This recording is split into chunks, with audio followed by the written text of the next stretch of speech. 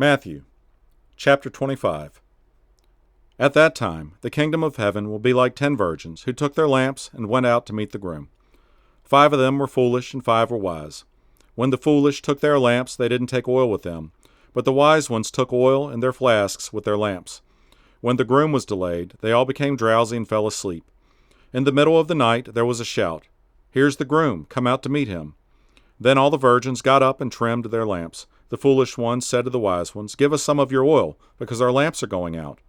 The wise ones answered, "No, there won't be enough for us and for you. Go instead to those who sell oil and buy some for yourselves." When they had gone to buy some, the groom arrived, and those who were ready went in with him to the wedding banquet, and the door was shut. Later the rest of the virgins also came and said, "Master, Master, open up for us." He replied, "Truly I tell you, I don't know you. Therefore be alert, because you don't know either the day or the hour.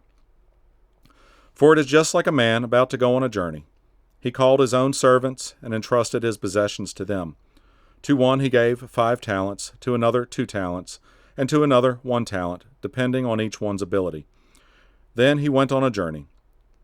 Immediately the man who had received 5 talents went, put them to work, and earned 5 more. In the same way, the man with 2 earned 2 more, but the man who had received 1 talent went off, dug a hole in the ground, and hid his master's money. After a long time, the master of those servants came and settled accounts with them.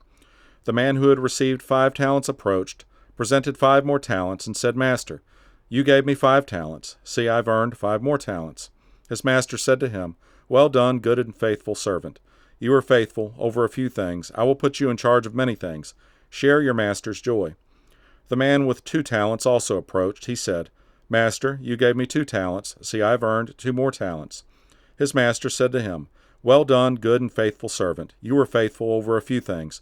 I will put you in charge of many things. Share your master's joy." The man who had received 1 talent also approached and said, "Master, I know you.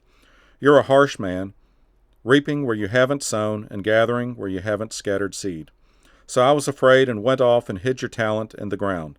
See, you have what is yours." His master replied to him, "You evil, lazy servant. If you knew that I reap where I haven't sown and gather where I haven't scattered, then you should have deposited my money with the bankers, and I would have received my money back with interest when I returned. So take the talent from him and give it to the one who has 10 talents.